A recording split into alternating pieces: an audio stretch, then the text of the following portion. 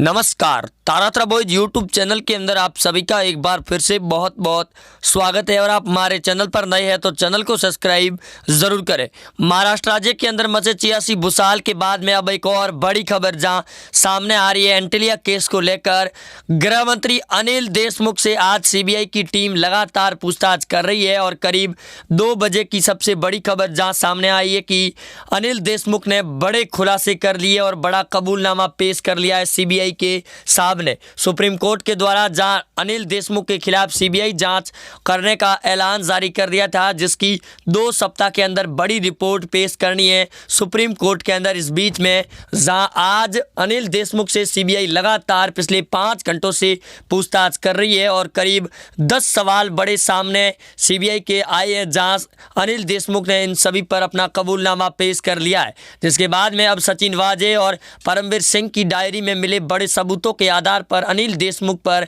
बड़ी गाज गिरना तय है। तो वहीं उद्धव ठाकरे की कुर्सी पर बड़े संकट के बादल छाए हुए। जल्द महाराष्ट्र के सीएम उद्धव ठाकरे भी इस्तीफा देने की खबरें सामने आ सकती है। तो वहीं शरद पवार लगातार जहां एक तरफ पूर्व गृह मंत्री अनिल देशमुख का जहां सपोर्ट कर रहे थे, उसके बाद में उनके इस्तीफा देने के बाद और सीबीआई की जांच का ऐलान होने के बाद लगातार महाराष्ट्र के अंदर सियासी उठापटक मचा हुआ है। इस बीच में आज पिछले 5 घंटों से लगातार पूछताछ जारी है और वहीं कल परमवीर सिंह और सचिन वाजे के साथ में भी पूछताछ की जारी है पिछले कई दिनों से। तो इस बीच में अनिल देशमुख ने इस बात का खुलासा कर दिया कि जो वाजे के द्वारा और परमवीर सिंह के द्वारा 100 करोड़ रुपए वसूलने का जो दावा किया गया था और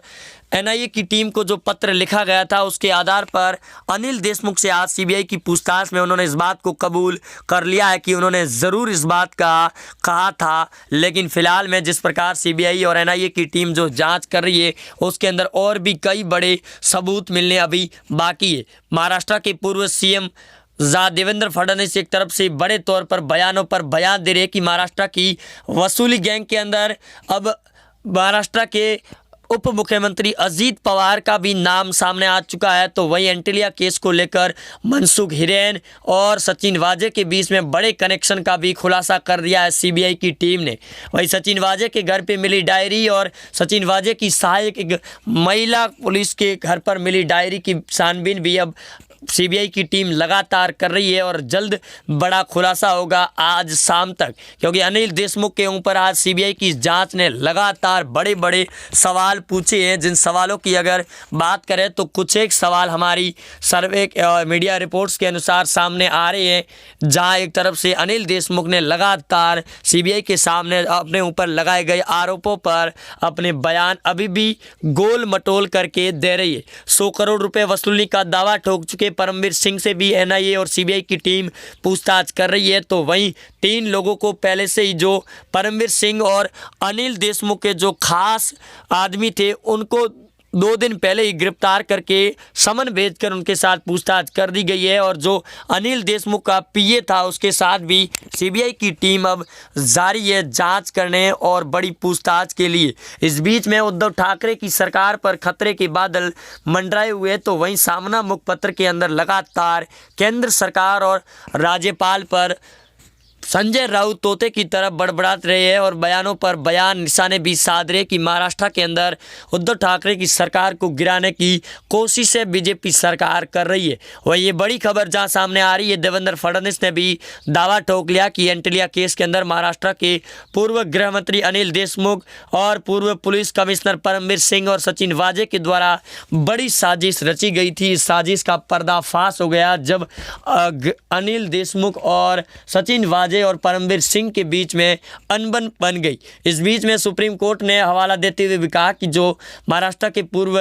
गृह मंत्री अनिल देशमुख है, इनके ऊपर ये आरोप लगे हैं जो बड़े गंभीर है और उनकी पूछताछ लगातार जारी है। सीबीआई की टीम पिछले 3 दिनों से लगातार पूछताछ कर रही है और इन 3 दिनों के बाद में आज अनिल देशमुख ने बड़े तौर पर अपना कबूलनामा पेश कर सकते हैं इन पूरे वारदाताओं को लेकर, क्योंकि 100 करोड़ रुपए वसूलने का कांड जो सामने आया है, उसके बाद में और भी कई बड़े खुलासे हो रहे हैं। एक तरफ परमवीर सिंह के लेटर बम के साथ साथ में अब सचिन वाजे ने भी जेल के अंदर बैठे बैठे बैठे लेटर लिख दिया एनआईए और सीबीआई की टीम को और उन्होंने उस डायरी के पन्नों को गायब होने की आशंका भी जताई है, जिसको लेकर दोस्तों लगातार अब उद्धव ठाकरे की सरकार पर गाज गिरना तय है। और अगर आप भी चाहते हैं कि महाराष्ट्र के अंदर बीजेपी की सरकार और देवेंद्र फडणवीस जल्द से जल्द सीएम बने, क्योंकि उद्धव ठाकरे की सरकार से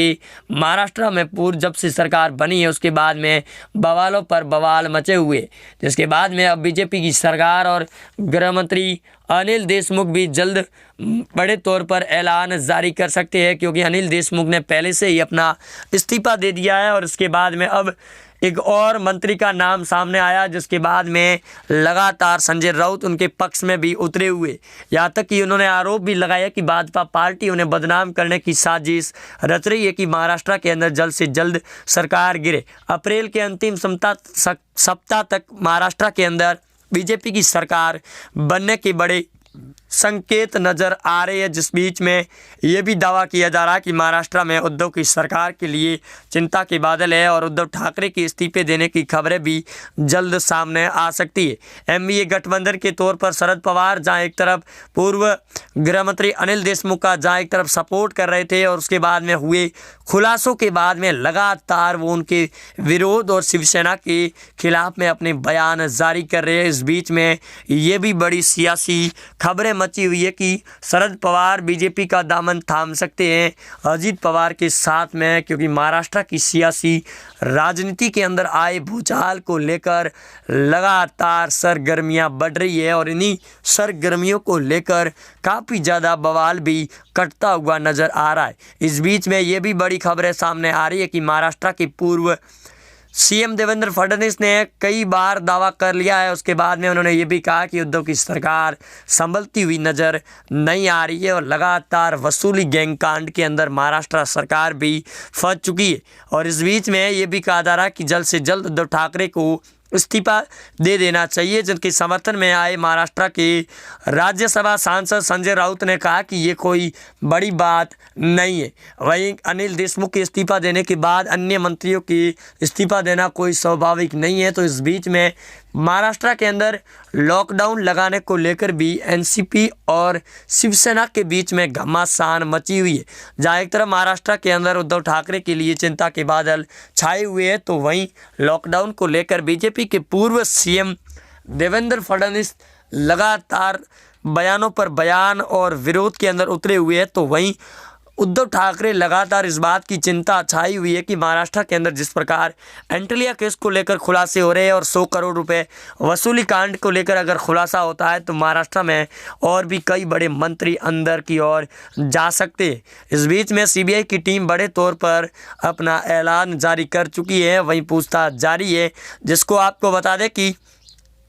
पिछले साल 2020 के अंदर सुशांत सिंह राजपूत को लेकर भी उद्धव ठाकरे की सरकार लगातार सीबीआई का विरोध कर रही थी और इसी सीबीआई के विरोध के चलते काफ़ी ज़्यादा बवाल भी काटा गया था सुशांत सिंह राजपूत को लेकर। फिलहाल में अभी भी सीबीआई उसकी भी जांच कर रही है और अब एंटलिया केस को लेकर मनसुख हिरेन, सचिन वाजे और परमवीर सिंह को लेकर भी लगातार सीबीआई की टीम जाँच कर रही है। इन पूरे खुलासे और पर्दा उठाने की ओर बढ़ रही है। बीजेपी पार्टी के नेता लगातार उद्धव ठाकरे के इस्तीफे की मांग कर रहे हैं, तो उद्धव के नेता लगातार शिवसेना सरकार और एनडीए की महाविकास आघाड़ी की सरकार को बचाने की कोशिश में जुटे हुए। इस बीच में ये भी खबरें सामने है कि शरद पवार अगर बीजेपी पार्टी का दामन थाम लेते हैं तो जल्द अजीत पवार 17 एमएलए के साथ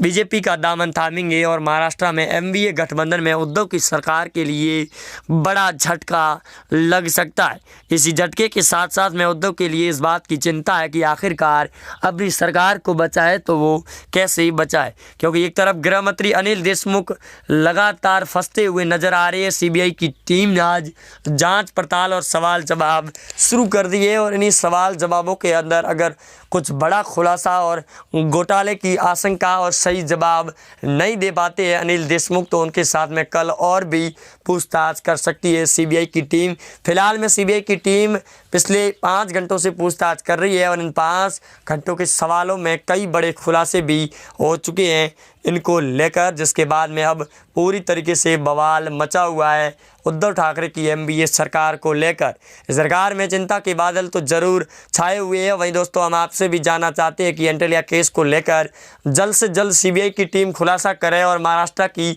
वसूली गैंग कांड के अंदर जल्द से जल्द खुलासा और उद्धव ठाकरे अपना इस्तीफा दें महाराष्ट्र के सीएम पद से, क्योंकि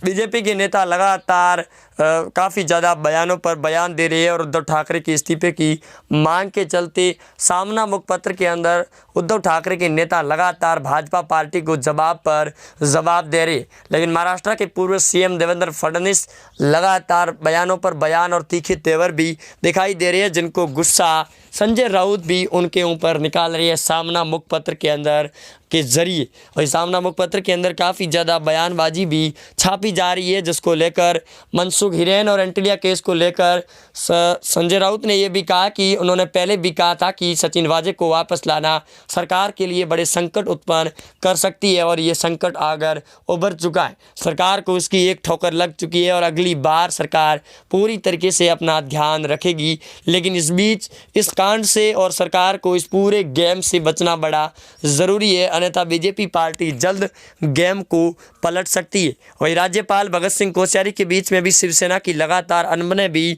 चल रही है। वहीं आप जुड़े रहेंगे हमारे साथ में, चैनल को सब्सक्राइब ज़रूर करें। मिलते हैं नए अपडेट के साथ, तब तक के लिए जय हिंद, वंदे मातरम, धन्यवाद।